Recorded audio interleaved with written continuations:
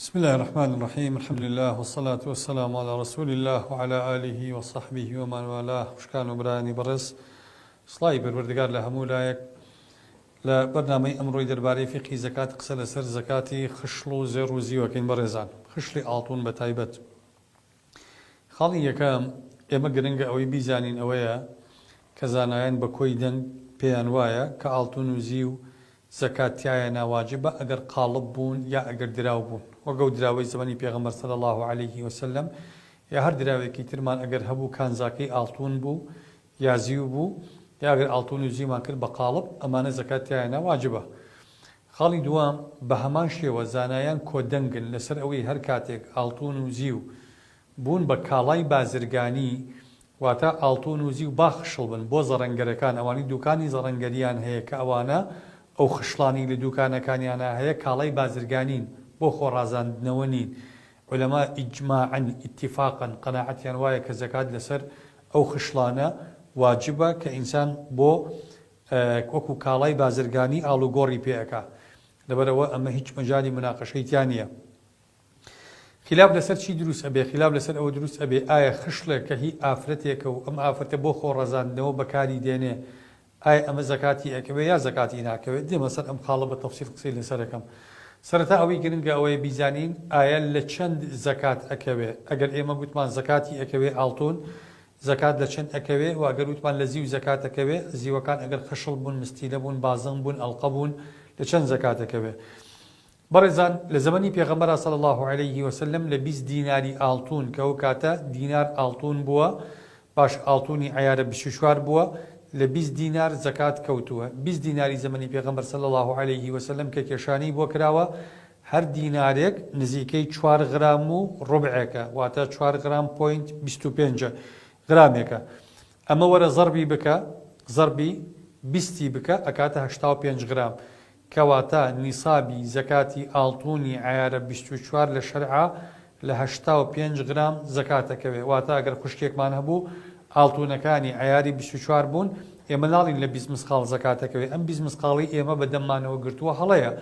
زەکات بەپێی چڕی ئاڵتونەکە و عیاری ئاڵتونەکە ئەگۆڕێ کەواتە ئەگەر ئاڵتونەکە عیاری 24 بێ لە 7 مسقاڵ کە ئەکاتە 85 غرام 7 مسقاڵەکە لە 7 مسقاڵ زەکاتێکەوێ. ئەگەر ئاڵتونەکە عیاری 21 بێ هەر بۆ پێواری کە پێوانەمان کرد لە 97 غرام زەکاتی ئەکەوێت. 97 غرامەکە 19 مسقاڵ و نیوەکە کەواتە ئەو خوشکە بەڕێزانی کە ئاڵتونەکانیان عیاری 21ەکە مەفروزە لە 19 مسقاڵ و نیو زەکات بدەن زەکاتەکەیشی نیو مسقاڵە زەکاتی 7 مسقاڵەکەش نیو مسقاڵە.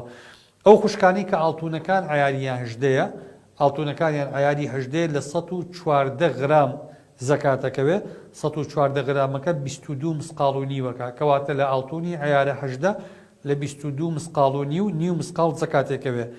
لە ئاڵتونی عیارە 14 بەڕێزان لە 145 غرام زەکاتەکەوێ 145 غرامەکە واتە 29 مسقاڵ واتە خوشکێک 29 مسقاڵ ئاڵتونی عیارە 14 هەبێ نیو مسقاڵەدا بە زەکاتیە.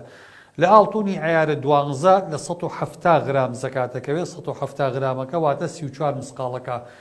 ئەمانە بۆ بەرچاوڕوونی بەڕێستان گرنگە کەواتە ئێمە ئەڵێین ئاڵتون ئەگەر خشڵ بێ زەکاتی کەوت بەم ڕێژانە زەکاتی ئەکەوێ کە عەرزم کردن.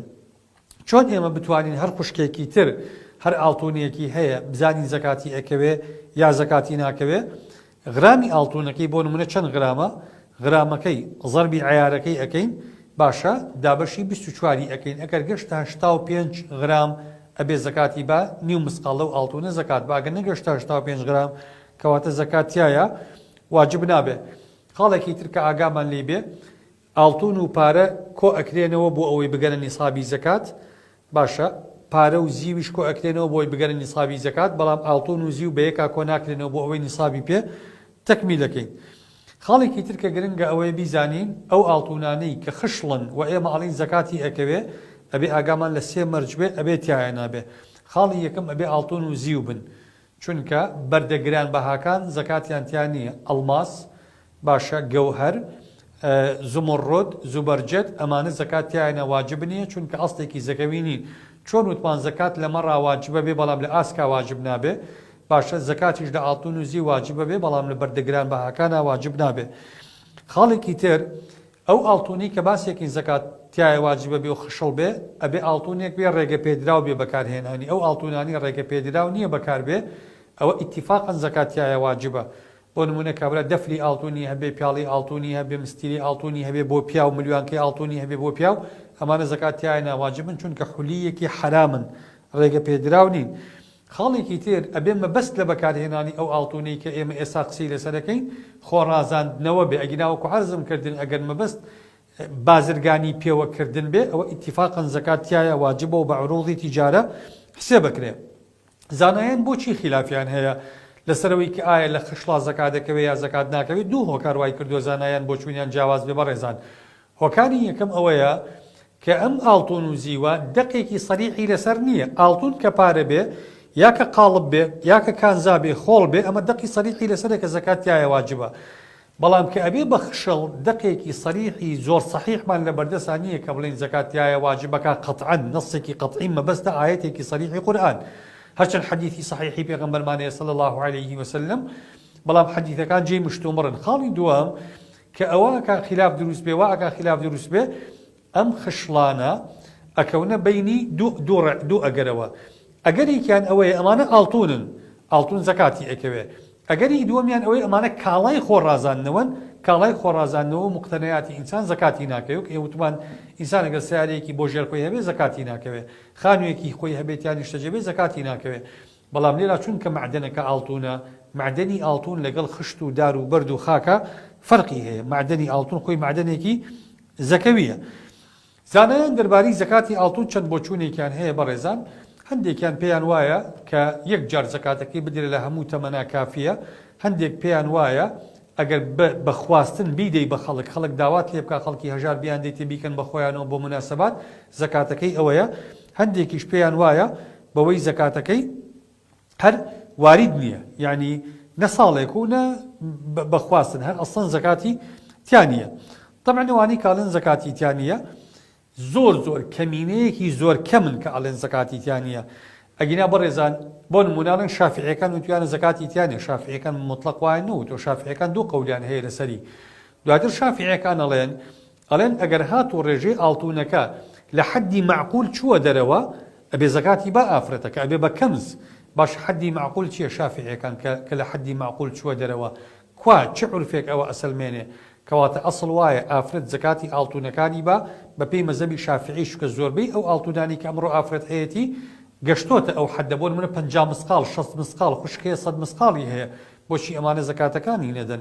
شەرع ئەوەی کە حەدی معقولە ئەو ڕێژەیە کە شەرع لێ نەگەشتۆتە نیساب. بۆ نمونە لە ئاڵتونی عیارە 24 تا 16 مسقال و نیو شەرع داوای زەکاتەکەی ناکا. لە عیارە 21 شەرع تا 19 مسقال داوای زەکاتەکەی ناکا. لە عیارە 18 تا 22 مسقال زەکاتەکەی داوا ناکا. بەڵام کە لەوە تێپەڕی بوو بە کەنز. کەواتە شافعیەکان نەیانگوتو بە مطلق زەکاتی تیانە وتوانە لە حەدێکی معقولە زەکاتی تیانە. مالیکیەکان بۆ نمونە کە وتویانە زەکاتی تیانێ مالیکیەکان وتویانە ئەگەر ئافرەتەکە چووە ساڵەوە و چووە تەمەنەوە ئەبێ زەکاتی با چکە وتوانێت لەمە دوا پێویستی بە خشڵ نییە بۆ خۆڕازاندنەوە ئاڵتونەکانی وەکو کەنز بەکاردێنێ. کەواتە دیسان و بە پێ ئەم قەولەش بێ زەکاتی ئەکەوێ. حەمبەلیەکان کە وتویانە زەکاتی تیانە وتویانە ئەگەر قەستی ئەوە بێ کە ئەم ئاڵتونانە هەڵگرێ وەکو زەخیرەیەک بۆ ڕۆژی تەغانە کە ماڵی سپی بۆ ڕۆژی ڕۆژ توانێت ئەگەر بەرنامەی وابێ ئەبێ زەکاتی با. کەواتەمە هەر سێ مەزەبەکەی کە ئاڵێن زەکاتی ناکەوێ ڕەئیان مخالیفە لەسەر ئەم مەسەلەیە. ئەڵێن ئەگەر مەبەستەکە گۆڕا زەکاتی تیا ئەکەوێ. بۆیە هەڵەیە ئێمە بڵێن مەزاهیبی ئیسلامی لەگەڵ ئەوەیان کە زەکاتی تیا ناکەوێ. دواتر بەڕێزان ئەو بەڵگانی کە ئەوان پشتی پێ ئەبەستن کە زەکاتی ناکەوێ بەڵگەکان زیاتر عەقلین. دووسێ بەڵگەی نەقڵیان هەیە کە فعلی خاتو عائیشە و خاتو ئەسمائی کچی ئەبوو بەکرە کە ئەوانە خاتو عائیشە کۆمەڵێک برازایی هەبوو هەتیو بوون زەکاتی لە ئاڵتون و خشڵەکانیان نەداوە. خاتو ئەسمائی ژەڵێن ئاڵتون و زیوی هەبوو زەکاتی نەداوە. عەبدوڵای کوڕی عومەریش ئەڵێن کچەکانی ئاڵتونیان هەبوو زەکاتی لە ئاڵتونی کچەکانی نەداوە. ئەمانە بەڕێزان ئەو دەقانن کە گوایە ئەمانەیکەن بە بەڵگە لەسەرەوەی کە زەکاتی پێ نەدراوە. پێغەمبەری خوا صلی الله عليه وسلم حەدیثی صحیحیە لەسەرەوەی کە زەکات لە ئاڵتونا واجبە. بۆ نمونە ئەو ئەحادیثانی کە پێغەمبەر صلی الله عليه وسلم فەرموونی یەکێک لەوانە ئەفەرمێ ما من صاحب ذهب ولا فضة لا يؤدي منها حقها إلا جعل له يوم القيامة صفائح من نار. أفرمي هر خاوني آلتون زيوك ببي جوازي لبيني أو آلتون زيوكي دراوة يا خشل أفرمي أجر زكاتي ندا أفرمي أو آلتون زيوة أكري ببليتي آجر لقيامة سورة كريتوا فيكوى بها ظهره أفرمي بشتي بيداخكا دموشاوي بيداخكا كلما بردت أعيدت له يوم القيامة كسارد بودي سانو بويداخكا أينينو ودموشاو أينينو ببشتو أينينو بجستيا بي ألين أما أو كنزبو كلا دنيايا حدبو بيغمبر فرمي صلى الله عليه وسلم ما ويكي زور خواي پروردگار بو شوازة عذابي أدار سر أويكا زكاتي نداوة لحديث يترى بيغمبر إخوة صلى الله عليه وسلم خاتو عائشة قريتوا فرمي بيغمبر إخوة صلى الله عليه وسلم فرمي يا معشر النساء تصدقن ولو من حليكن قلت أي أفرتاني مسلمان زكاة بدن لخشلكانشتان بالا خشلكانشتان به لحديث إشكاء فرمي دخل علي رسول الله صلى الله عليه وسلم خاتو عائشة فرمي بيغمبر إخوة صلى الله عليه وسلم هات بولام وفي يدي فتخات أفرمي هندق مستيلي آلتون مكردبو ببول مستيلي زيو فتخات من ورق أفرمي هندق مستيلي زيو مدروس كردبو ألا بيغمبر إخوة صلى الله عليه وسلم فرمي ما هذه يا عائشة قلت أوانشين أي عائشة أفرمي قلتم صنعتهن أتزين لك بهن يا رسول الله كنتم درستم كردو خومي بي أرازيل موبوتو أي بيغمبر إخوة صلى الله عليه وسلم بيغمبر إخوة صلى الله عليه وسلم فرمي أتؤدين زكاتهن فرمي زكاتي أو مستين زيوان أدي قلت لا فرمينا قال هو حسبك من النار بيغمبر إخوة صلى الله عليه وسلم فرمي أو اندبس كبدبات آجر أو كزكاتي أو مستي لزيوان نادي حديثك أبو داود روايتي كردو الباني على حديثك صحيحة أم سلمة أفرمي جاري كان هندك آلتون مهبو آلتوني خشل مهبو بو خوارازان نوا ألا قلتم أي بيغمبر صلى الله عليه وسلم أكنز هو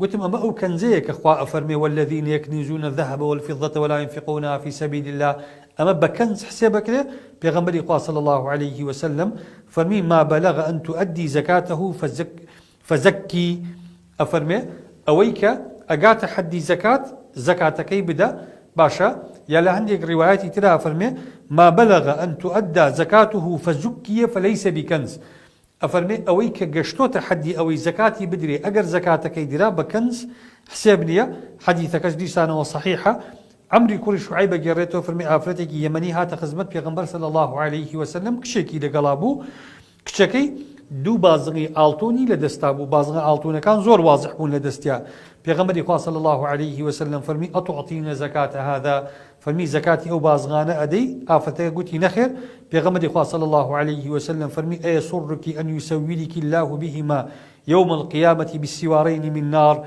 فرمي قلت حزك خواهي پروردگار لقيامتها دو بازغي آقر بكا بدستا لجيتي أو بازغي آلتوناني كزكاتي نادي آفرتك أفرمي فخلعتهما أفرمي بازغي كانم داكن كبيغمبر صلى الله عليه وسلم واي بيقولتم أمانة كان حديثك صحيحا وصريحا كبيغمبر صلى الله عليه وسلم قسيل سر خشل بوا ولومين نداني زكاتي خشلي كردوا وهرشي آقري كردوا لو كساني كآلتوني خشل يعني هي وزكاتك ينادن حديثك هي أواني قرن بدم وأواني كالن زكاتي ناكلن بيغمبر صلى الله عليه وسلم فرمتي ليس في الحلي زكاة بيحقيقة باسم حديثاك فرمي هذا حديث باطل لا أصل له أفرمي مقسيك راسني هن أصليني أصل حديثني لبرو برزان أمانة أو دقانن كواجبي أكن إنسان زكاة بدالة لو خشلي كهايتي طبعا كدين يصير دليلي منطقي ومعقوليش أويا أقر خشكي بريز إما ألين ألطوني خشل بوخ ورازادنا خشل